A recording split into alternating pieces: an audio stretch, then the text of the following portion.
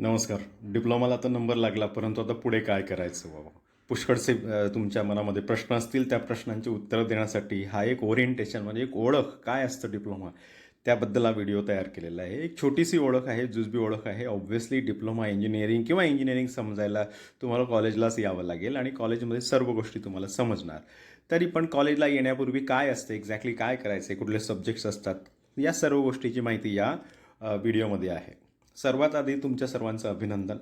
आणि तुम्ही जी निवड केलेली आहे इंजिनिअरिंग करण्याची, मग ती कोणतीही ब्रँच असून द्यात, त्याबद्दल तुमचे खरंच खूप मनापासून धन्यवाद. आणि तुम्ही एक करेक्ट डिसिजन घेतलेली आहे पालकांनी, ज्यांनी आपल्या मुलांना इंजिनिअरिंगमध्ये टाकलं आहे आणि जे विद्यार्थी ज्यांनी स्वतः चॉईस केली इंजिनिअरिंग करण्याची. आता तुम्ही म्हणाल, सर तुम्ही इंजिनिअरिंग कॉलेजला काम करता म्हणून असं म्हणत आहात का? तर नाही. लक्षात घ्या, तुमच्या आजूबाजूला जेवढेही कृत्रिम गोष्टी तयार झालेल्या आहेत, मोठमोठ्या बिल्डिंग्ज असून द्यात, ब्रिज असून देत, तुमच्या घराचं इंटेरियर असून देत, काहीही असून द्यात, जे मानवनिर्मित आहे, ॲक्च्युली ते मानवनिर्मित आहे, परंतु ते मानव सर्व इंजिनियर्स आहेत. आणि जोपर्यंत मनुष्य या धर्तीवर आहे तोपर्यंत चांगल्या इंजिनियर्सची गरज पडणारच आहे. आणि तुम्ही आजच ठरवून टाकायचं की तुम्हाला एकदम बेस्ट इंजिनियर व्हायचं आहे, अगदी चांगल्या सरळ मनाचा इंजिनियर व्हायचं आहे. कारण फक्त टेक्निकल नॉलेज किंवा इंजिनिअरिंगचं नॉलेज आहे आणि ती व्यक्ती मॉरली चांगली नाही आहे, तर तुमचा ओबामा व्हायचा की ओसामा व्हायचा हे तुम्ही ठरवायचं आहे. त्यामुळे आजच ठरवायचं आहे की येस, मी एक करेक्ट डिसिजन घेतली आहे किंवा जी डिसिजन मी घेतलेली आहे ती मी तिला करेक्ट प्रूव्ह करणार आहे एक चांगला इंजिनियर होऊन. मग तुम्ही डिप्लोमानंतर डिग्री करा, डिग्रीनंतर पोस्ट ग्रॅज्युएशन करा, रिसर्च करा. खूप सारं मोठं फील्ड आहे इंजिनिअरिंग आणि सर्वात जास्तीचे जॉब आणि बिझनेस जर अवेलेबल असतील तर ते इंजिनिअरिंगमध्ये आहे.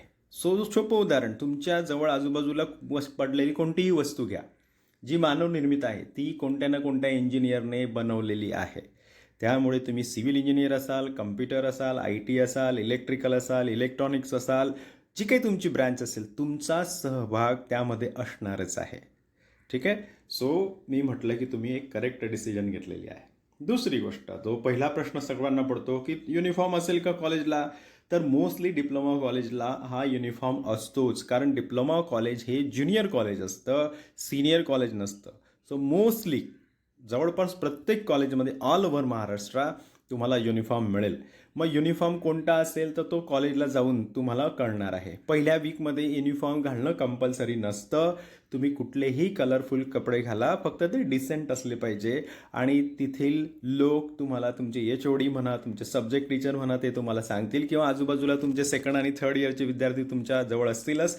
त्यांचा ड्रेस बघून तुम्हाला समजेलच की आपला ड्रेस कलर कोड कोणता आहे. फॉर एक्झाम्पल, जर गव्हर्नमेंट पॉलिटेक्निक ठाण्याची गोष्ट घेतली तर तिथे तुम्ही व्हाईट शर्ट, जो स्काय ब्ल्यू शर्ट आहे तो घ्यायचा आहे, लाईट ब्ल्यू कलरचा, आणि त्याच्यासोबत डार्क पर्पल ट्राउझर असते. आता ट्राउझरच्या ऐवजी काही काही लोक जीन्स शिवून आणतात किंवा त्या स्टाईलची शिवून आणतात. तसं करायचं नाही आहे. मुलांनी पण आणि मुलींनी पण स्काय ब्ल्यू शर्ट आणि डार्क पर्पल ट्राउझर, मुलींसाठी पण ट्राउझरच आहे. आणि तुमच्या शर्टवर आपल्या कॉलेजचा लोगो असतो. आता लोगो असल्या कारणाने काय प्रॉब्लेम येतो माहिती आहे का, की तुम्ही बाहेर जाऊन ती जरी कापडं घेतली त्या कलरची आणि शिवून आणलात, पण तो लोगो तुम्हाला मिळणार नाही. मग त्यासाठी आपण कॉलेजमध्ये सोय केलेली आहे. जो कॉलेजमध्ये विक्रेता येतो, अगदी म्हणजे स्वस्तामध्ये तो कपडे देत असतो. कपड्यांची क्वालिटी पण बरी असते. त्याच्यामुळे तुम्ही बाहेर जाऊन कापडं घेण्याची किंवा ते शिवण्याची घाई करू नका. तुम्ही बघा, तुम्हाला जर क्वालिटी आवडली तरच तुम्ही घ्या. आणि तो जो लोगो आहे तो कसा करायचा ते विक्रेत्याला विचारा. तुम्ही स्वतःही ते करू शकता. कंपल्शन नाही आहे की तुम्ही त्या विक्रेत्याकडनंच घ्यायला पाहिजे. मग गव्हर्नमेंट पॉलिटेक्निकमध्ये तो विक्रेता कधी येणार आहे, त्याचं काय कॉन्टॅक्ट नंबर आहे, हे डिटेल्स तुम्हाला दिलेले आहेत. प्रत्येक कॉलेजमध्ये असा विक्रेता असू शकतो किंवा नसेल तर तुम्ही फक्त कलर कोड घ्या आणि बाहेरून लवकरात लवकर 1 वीकमध्ये, कॉलेज सुरू झाल्यानंतर 1 वीकच्या आत तुम्ही तो ड्रेस बनवून घ्यायचा आहे. फॉर एक्झाम्पल, केव्हा भेटणार? 17 ऑगस्ट नंतर. अकॅडमिक कॅलेंडरनुसार तुम्ही 10 ऑगस्टला आपलं कॉलेज सुरू होणार आहे, परंतु 10 ऑगस्टपर्यंत आपला दुसरा जो कॅप राऊंड आहे ॲडमिशनचा तो पूर्ण होणार नाही. त्यामुळे आम्ही डिसिजन अशी घेतलेली आहे की 17 ऑगस्टपासून आपण सुरुवात करू आणि जे काही आपले 5-7 दिवस मिस होणार आहे ते आपण सॅटर्डेला लेक्चर्स घेऊन कव्हर करणार आहोत. त्याच्यामुळे गव्हर्नमेंट पॉलिटेक्निक ठाण्याचे जे विद्यार्थी आहेत त्यांच्यासाठी जो ड्रेस मटेरियल सप्लायर आहे त्याचा नंबर मी खाली दिलेला आहे 9969767355.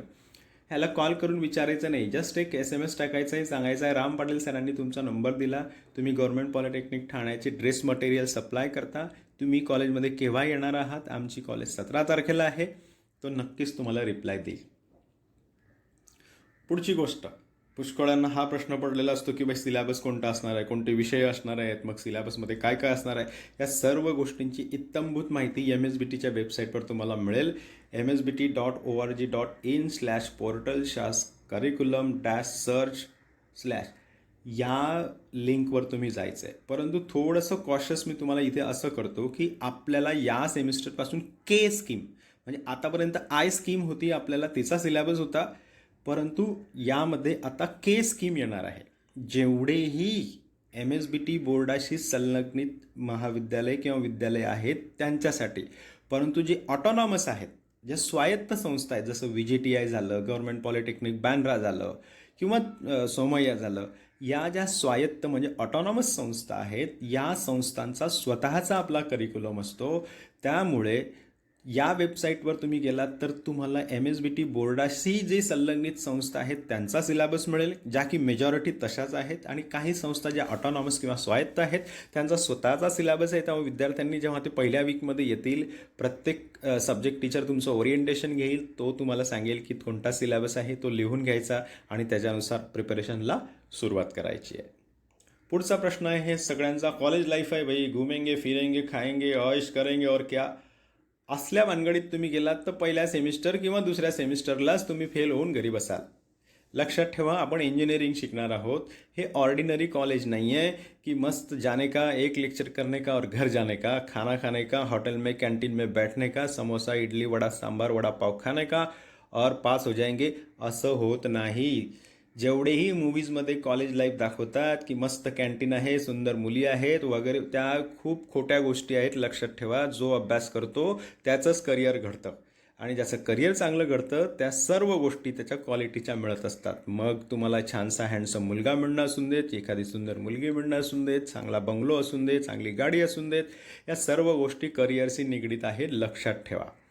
त्यामुळे जर डोक्यामध्ये काही इश्यू असतील तुमच्या की मस्त कॉलेज लाईफ आता एन्जॉय करायची, 10वीपर्यंत खूप त्रास सहन केला शिक्षकांचा, असं करायचं नाही. तुम्ही पहिल्या किंवा दुसऱ्या सेमिस्टरलाच फेल होऊन घरी बसाल. अटेंडन्स हे कंपल्सरी असतं. कमीत कमी 75% तुमचं अटेंडन्स प्रॅक्टिकल आणि लेक्चर्सला असणं गरजेचं आहे. नाही तर तुम्हाला डिटेन केलं जातं, तुम्हाला परीक्षेला बसू दिलं जात नाही, ओरलला बसू दिलं जात नाही. हे लक्षात ठेवा. पालक जर हा विषय ऐकत असतील तर त्यांनी पण लक्षात ठेवा की तुमचा मुलगा किंवा तुमची मुलगी हे जात आहे की नाही. कमीत कमी 15 दिवसांनी किंवा एखाद्या महिन्याने तुम्हाला जेव्हा वेळ मिळेल, वर्किंग सॅटर्डेला या कॉलेजमध्ये आणि त्याच्या विषय शिक्षकांना भेटा, विचारा की माझा मुलगा माझी मुलगी येत आहे की नाही कॉलेजला. पुष्कळ वेळा पालकांना वेळ मिळत नाही. मी पण एक पालक आहे, मी पण माझ्या मुलाच्या शिक्षकांना भेटायला खूप कमी जातो. परंतु इंजिनिअरिंग करत असताना पालकांनी पण थोडंसं अलर्ट राहणं गरजेचं आहे. What are the subjects of diploma first semester? Mostly English, basic सायन्समध्ये फिजिक्स आणि केमिस्ट्री हा कंबाईंड पेपर असतो. मॅथेमॅटिक्स असतं, ॲप्लाइड मॅथेमॅटिक्स. ICT हा कम्प्युटरशी रिलेटेड सब्जेक्ट असतो जो की सर्वांसाठी असतो. वर्कशॉप प्रॅक्टिसेस, वर्कशॉपची जी गोष्टी चालतात जसं कार्पेंट्री असतो, वेल्डिंग असो, लेथ मशीन असून देत, या सर्व गोष्टी ऑटोमोबिलशी रिलेटेड सर्व गोष्टी या वर्कशॉप प्रॅक्टिसेसमध्ये असतात. इंजिनिअरिंग ग्राफिक्समध्ये तुमची ड्रॉइंग वगैरे जी असते, ड्रॉइंग म्हणजे चित्र काढणे ना, इंटरमिडिएट ड्रॉइंग, ही वेगळी ड्रॉइंग असते इंजिनिअरिंगची, ते तुम्हाला तुमचे सब्जेक्ट टीचर्स सांगतील.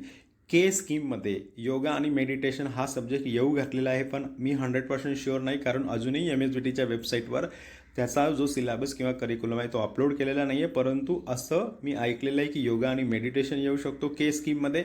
So just wait and watch, काही घाई करायची नाही आहे. पुढचं आहे, do I need to join coaching classes? Actually coaching क्लासेसबद्दल मी बोलणं गैर ठरेल, कारण मी एक लेक्चरर आहे गव्हर्नमेंट पॉलिटेक्निकचा. परंतु मी as a person and as a father सांगतो की जर तुम्हाला एखादा विषय कठीण वाटत असेल, तुम्हाला एक पहिल्या महिन्यात किंवा दुसऱ्या महिन्यामध्ये समजेल की या विषयाचा आपल्याला काहीही समजत नाही, तर तुम्ही हा तुमचा निर्णय आहे कोचिंग लावायची का नाही लावायची, का जे सब्जेक्ट टीचर आहे त्यांच्याकडनं वारंवार भेटून कॉन्सेप्ट क्लिअर करायच्या का काय, हा तुमचा निर्णय आहे. मी त्याच्याबद्दल काहीही बोलू शकत नाही. मग कोणती कोणती पुस्तकं घ्यायची पालक पण विचारत असतात, कारण 10वीपर्यंत पालकांनी पुस्तकं आणलेली असतात प्रत्येक नवीन जूनमध्ये. आणि यावेळेसही आपल्याला तसं वाटतं की काहीतरी पुस्तकं घ्यायची, तर सध्या पुस्तकं घेऊ नका. पहिल्या वीकमध्ये किंवा दुसऱ्या वीकमध्ये आपल्याला सगळं पिक्चर क्लिअर होईल की केस स्कीम येणार आहे, कोणते टॉपिक्स आहेत, कोणते नवीन चॅप्टर्स आहेत, त्याच्यानुसार पुस्तकं बाजारामध्ये अवेलेबल होतील. त्यामुळे आत्ता सध्या पैसे घालून वेस्ट करू नका, कारण तुम्ही जर आय स्कीमची पुस्तकं घेऊन बसलात आणि केस स्कीम आलेली असेल तर तुमचे पुस्तकांचे पैसे वेस्ट जातील. त्यामुळे पालकांनी आणि विद्यार्थ्यांनी घाई करू नका. तुमचे सब्जेक्ट टीचर्स तुम्हाला सांगतील की कोणती रेफरन्स बुक चांगली आहे, कोणत्या ऑथरची बुक चांगलेली आहे, तीच पुस्तकं तुम्ही घ्या. कारण तुम्ही आता कॉलेजमध्ये आलेला आहात, प्युअर टेक्स्टबुक तुम्हाला मिळणार नाही. आणि आपल्याकडे लायब्ररी ही भरपूर मोठी आहे, भरपूर पुस्तकं आहेत. लायब्ररीचा तुम्ही फायदा घ्यायचा आहे. तुम्हाला 1 वीकसाठी 1 पुस्तक किंवा 3 पुस्तकं मॅक्सिमम दिली जातात. लायब्ररीची मेंबरशिप घ्यायची आहे. एक लक्षात ठेवा, पहिला वीक किंवा पहिला महिना तुम्ही घेतलेली ॲडमिशनची पावती आणि तुम्ही भरलेली फीसची पावती तुम्ही सोबतच ठेवायची आहे. कारण प्रत्येक मेंबरशिपसाठी किंवा आय कार्डसाठी ती बघितली जाणार आहे, विचारली जाणार आहे. कुठल्या कुठल्या नोटबुक्स यायची आणि काय काय स्टेशनरी यायची. काही विद्यार्थी मला विचारतात, सर लॅपटॉप लागतो का? आता इंजिनिअरिंगला आलो आहे आम्ही, लॅपटॉप लागतो, त्याची गरज पडते, सेकंड इयरला पडते का थर्ड इयरला पडते हे तुमचे सब्जेक्ट टीचर सांगतील. तुम्ही कोणत्या ब्रँचला गेलेला आहात, सिव्हिलला आहात, ऑटोमोबिलला आहात, इलेक्ट्रिकलला आहात, त्यावरही डिपेंड करतं. लॅपटॉप आणि कम्प्युटर हा प्रत्येक इंजिनियरला लागत असतो, नो डाऊट. तुम्ही जर का अफोर्ड करू शकत असाल तर तुम्ही छोटासा एक लॅपटॉप, हाय एंड नाही घेतला तरी चालेल, तुम्ही घेऊ शकता. घरी एखादा कम्प्युटर घेऊ शकता जर तुम्ही अफोर्ड करू शकत असाल. परंतु अशी गरज पडत नाही. आपल्या कॉलेजमध्ये पुष्कळचे कम्प्युटर्स अवेलेबल आहेत, ते तुम्हाला प्रॅक्टिकलच्या वेळेमध्ये अवेलेबल असतात. पण तुम्ही जर का घरी प्रॅक्टिस करण्यासाठी, टायपिंग प्रॅक्टिस किंवा इतर गोष्टी करण्यासाठी जर का तुम्हाला हवा असेल तर तो तुम्ही घेऊ शकता. डिपेंड्स. हे झालं लॅपटॉपबद्दल. आणि बाकीची स्टेशनरी जसं कॅल्क्युलेटर कोणतं घ्यायचं, ॲडव्हान्स घ्यायचं, सायंटिफिक घ्यायचं, काय, हे सर्व तुमचे सब्जेक्ट टीचर सांगतील. त्याच्यामुळे ह्याच्यामध्ये आत्ताच ॲडव्हान्समध्ये काहीतरी खरेदी करून पैसे वेस्ट करू नका. परंतु तुम्ही 6 नोटबुक्स या 6 सब्जेक्टसाठी ठेवायच्याच आहे, 200 ईच. ज्या काही लेक्चर्स होतील तिथे लेक्चर नोट्स तयार करायचा, शिक्षकांनी काहीच लिहून दिलं तर ते लिहून घ्यायचं, स्वतः नोट्स करायच्या प्रत्येक टॉपिक वाईज. ॲक्च्युली कसं स्कोअर करायचे जास्तीत जास्त मार्क्स डिप्लोमाला पहिल्या सेमिस्टरपासून, याचा एक सेपरेट व्हिडिओ मी तुम्हाला देणार आहे. 17 वर्ष झाली आहेत मला शिकवून, त्याच्यामुळे माझ्या अनुभवातनं मी तुम्हाला सांगेल की तुम्ही कसं स्कोरिंग करू शकता आणि स्कोरिंग केल्यानंतरच तुमचं कसं ब्रायटर फ्युचर होऊ शकतं हे पण मी तुम्हाला प्रूव्ह करून देणार आहे. सो सध्या ॲज ऑफ नाऊ 200 पेजची 6 नोटबुक तुम्ही घेऊन ठेवली तरच बेटर राहील. ती जरी नाही घेतली तरी पण चालेल, कारण सब्जेक्ट टीचर तुम्हाला सांगणारच आहे. पुढचं आहे की मग टायमिंग काय असतं कॉलेजेसचं. All over Maharashtra mostly engineering diploma कॉलेजेसचं टायमिंग हे 9:30 to 5:30च्या दरम्यान आज असणार आहे.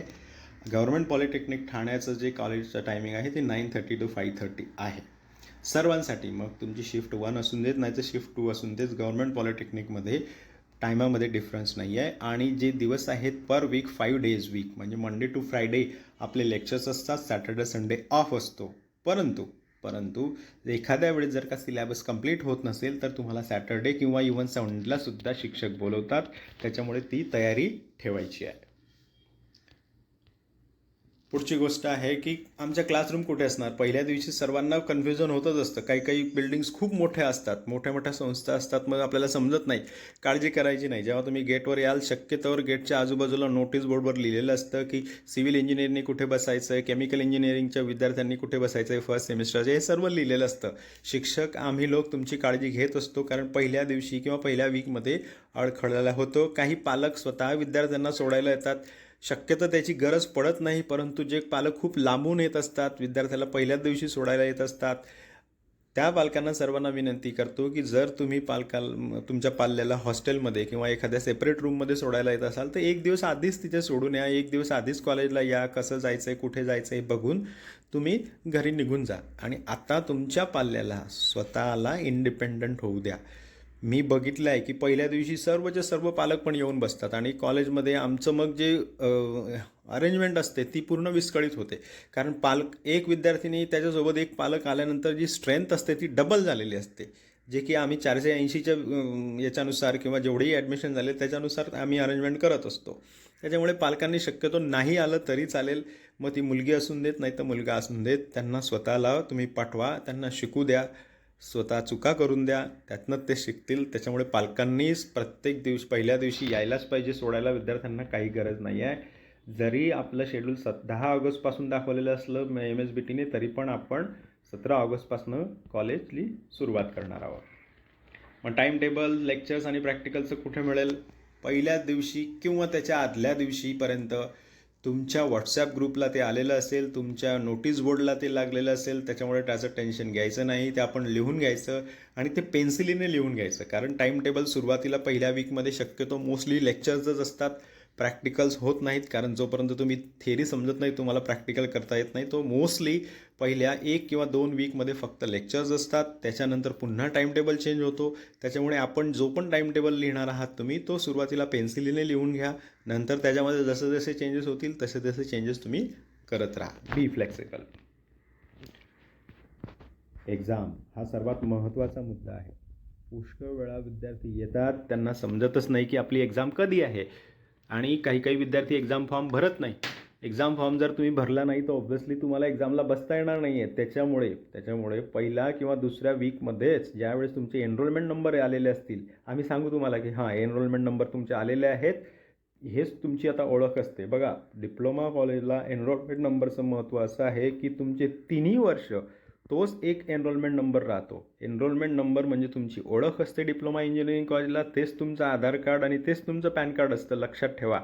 त्यामुळे एनरोलमेंट नंबर हा व्यवस्थित लिहून ठेवायचा किंवा पाठ करून ठेवायचा. 3ही वर्ष तुम्हाला कामात पडणार आहे. किंवा डिप्लोमा कंप्लीट झाल्यानंतरही तुम्हाला एनरोलमेंट नंबर जर तुमचा पाठ असेल, आठवत असेल आणि तुम्हाला एखादं डॉक्युमेंट्स काढायचं असेल किंवा काही इश्यू असेल, तर तुमची ओळख म्हणजे तुमचं नाव नाही.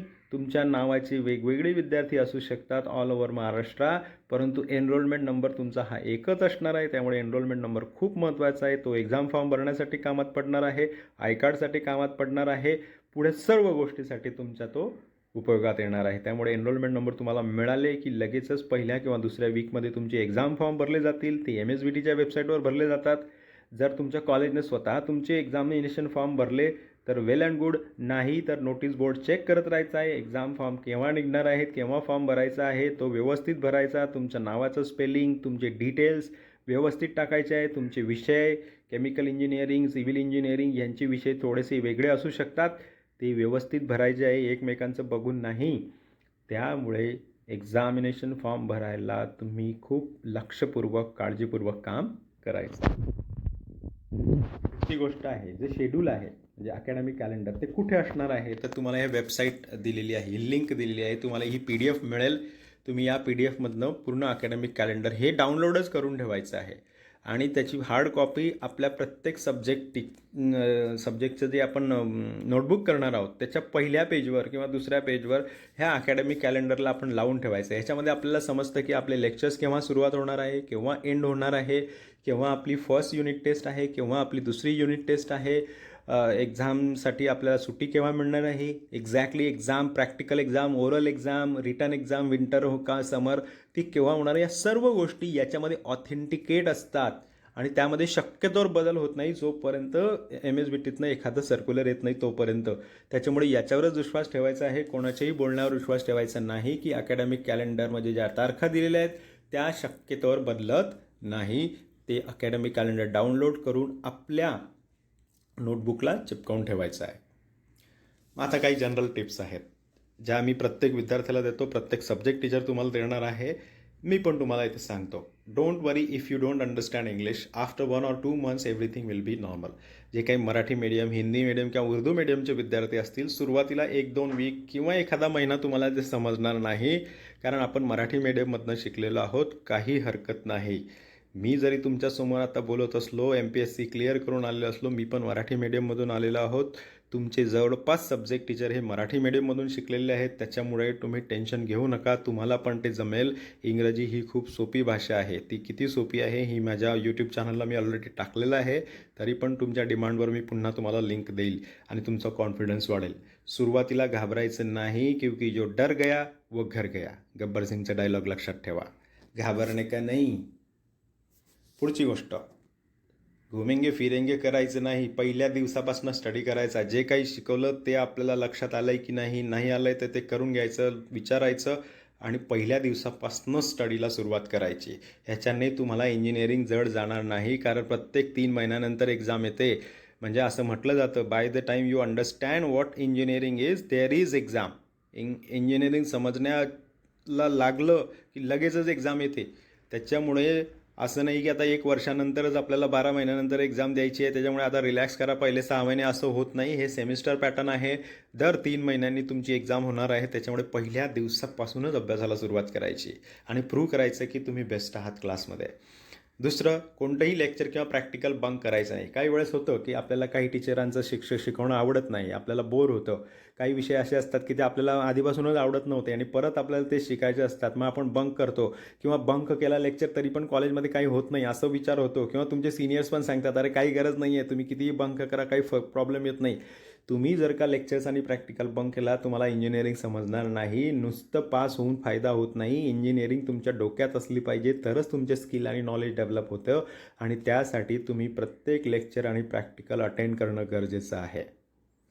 कोणत्याही क्लासमध्ये मिसबिहेव करायचं नाही, कमेंट करायचं नाही, उगाचच हसायचं नाही, उगाचच लेक्चर आणि प्रॅक्टिकलला डिस्टर्ब करायचं नाही. कारण तुमच्यावर प्रत्येक सब्जेक्ट टीचरचं लक्ष असतं आणि तुमच्याबद्दलचं मन जर का त्यांचं खराब झालं तर ऑब्व्हियसली ते तुम्हाला शक्य तेवढी मदत करणार नाही, कारण तुम्ही त्यांचा क्लास डिस्टर्ब केलेला आहे. तेव्हा व्यवस्थित बिहेव करायचं आहे, कोणाशीही दुश्मनी घ्यायची नाही आहे, कोणाशी भांडण करायचं नाही आहे. आपल्या क्लासमेटसोबत किंवा बॅचमेटसोबत शांत राहायचं आहे, रागावर अनावर होऊ द्यायचा नाही, कंट्रोल ठेवायचा आहे, कोणाशीही मिसबिहेव करायचं नाही. चांगले मित्र तयार करा, असे मित्र की त्यांना कुठलं व्यसन नाही आहे, त्यांचं मॅनर्स चांगले आहेत, एटिकेट्स चांगले आहेत, त्यांचं इतराशी वागणूक चांगली आहे, असेच मित्र तयार करा.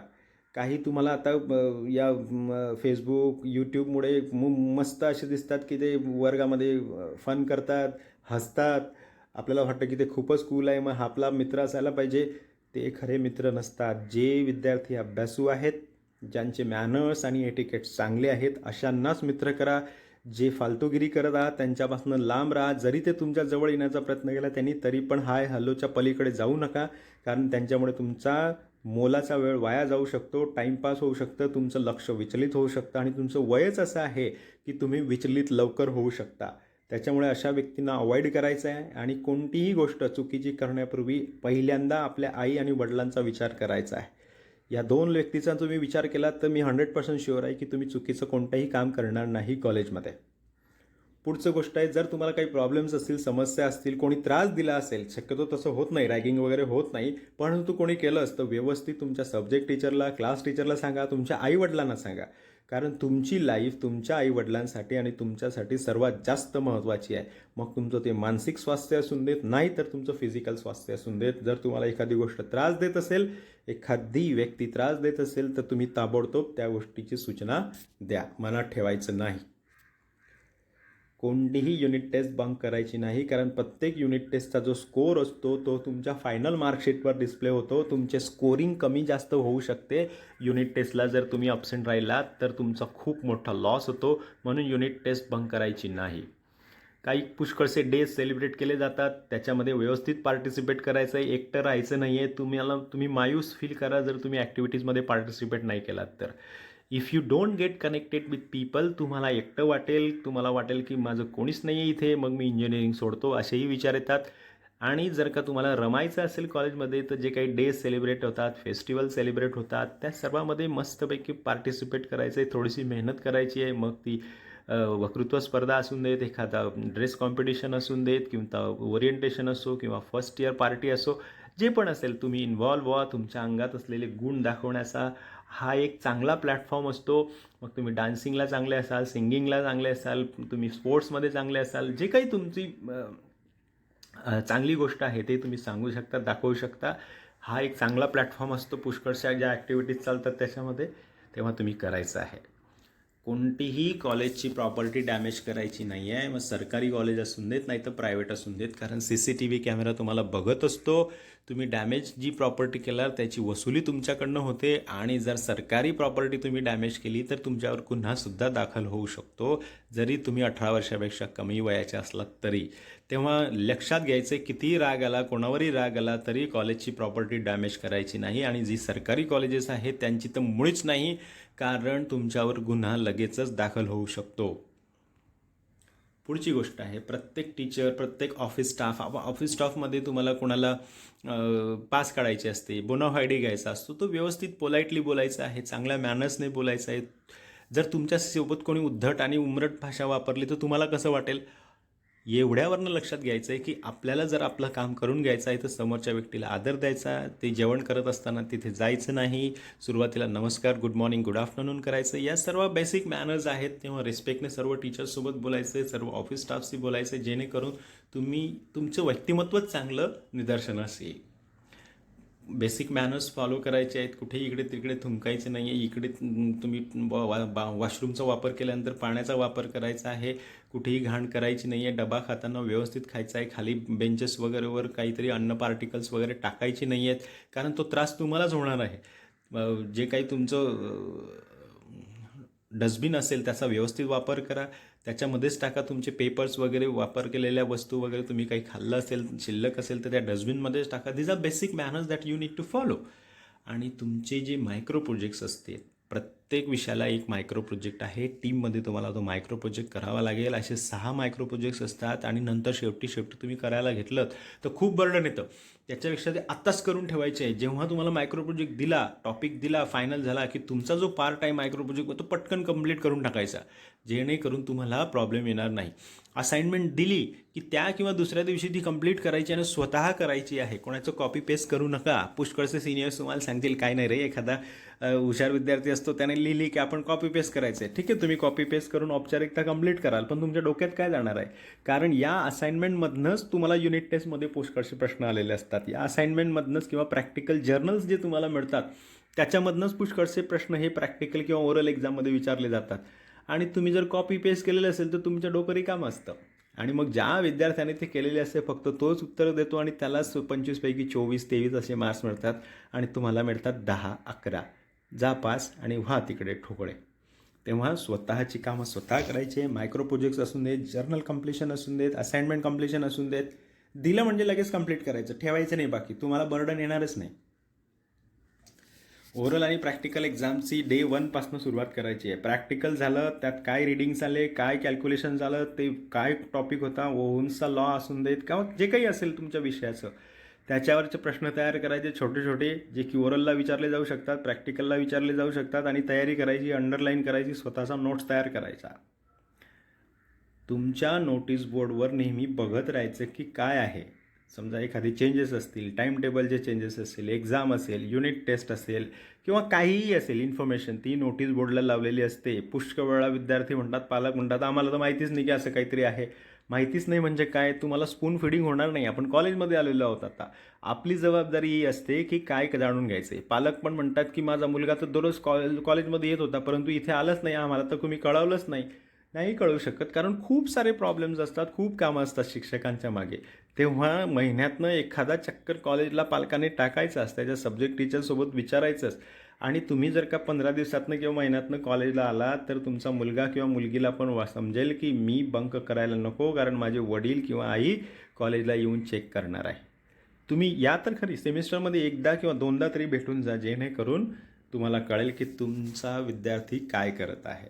किंवा नोटीस बोर्डमध्ये जर का तुम्ही समजा फेल झालात बघायला, तर व्हॉट्सॲप ग्रुपमध्ये पण शक्यतोवर या गोष्टी आलेल्या असतात, तुम्ही चेक करायच्या आहेत. जेवढेही वाईट लोक आहेत आजूबाजूला त्यांना अवॉइड करायचं आहे, कारण बाहेर इन्फेक्शन खूप आहे. कॉलेज लाईफ आहे, मी जसं सांगितलं तुमचं वय असं आहे की तुम्ही बिघडू शकता. तेव्हा स्वतःला कंट्रोल करायचं आहे. वाईट सवयी, मग स्मोकिंग असून देत किंवा इतर कुठलंही व्यसन असून देत, त्याला अवॉइड करायचे असे विद्यार्थी जे असतील. कारण काही लोक म्हणतात अरे इंजिनिअरिंग म्हणजे सिगरेट पिणं. पुष्कळशा मूव्हीजमध्ये पण तुम्हाला दाखवलं जातं की नुसतं सिगरेट पितायत, दारू पितायत.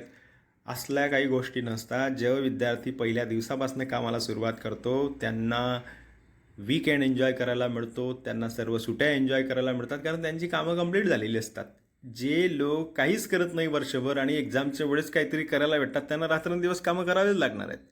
त्यामुळे तुम्ही लक्षात घ्यायचं आहे की अशा वाईट लोकांपासून दूर राहायचं आहे. कारण वाईट इंजिनियर तयार झाला तर शासनाचं पूर्ण देशाचं खूप मोठं नुकसान होते. बघा एखादा डॉक्टर जर का खराब निघाला तर त्याच्या हातात असलेला पेशंट एवढाच एक मरतो. परंतु एखादा सिव्हिल इंजिनियर खराब निघाला तर मोठमोठे ब्रिजेस खाली पडतात. तुम्ही बघितलं असेल पुष्कळशा बिल्डिंग खाली पडतात.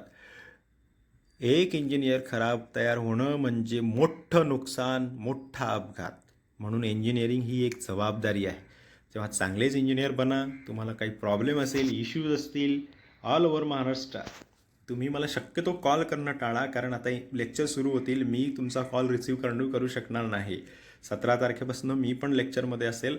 तेव्हा तुमचा जो इश्यू आहे तो मला व्हॉट्सॲप करून ठेवा. थोडक्यात सांगा तुम्ही कोणत्या कॉलेजमधनं आहात, काय आहात, तुमचं नाव काय आहे ते नाही सांगितलं तरी चालेल. फक्त प्रॉब्लेम आणि सोल्युशन विचारा. मी शक्यतोवर तुम्हाला माझा प्रयत्न असतो की मी उत्तर देणारच. किंवा तुम्ही या यूट्यूबच्या व्हिडिओमध्ये जरी तुमचा समजा एखादा प्रश्न टाकला तर मी तुम्हाला उत्तर देणार.